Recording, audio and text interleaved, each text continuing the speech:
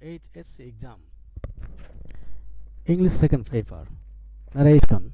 Imperative sentence. He said to the boy. সে ছেলেটিকে বলল, Go home. বাড়িতে যাও. Direct speech.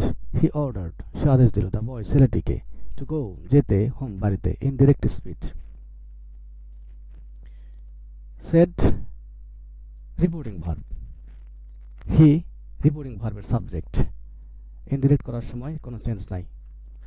Said এর পরিবর্তে ordered কারণ এখানে আদেশ করা বোঝাচ্ছে go home. V1 দিয়ে বাক্য শুরু হয়েছে imperative sentence.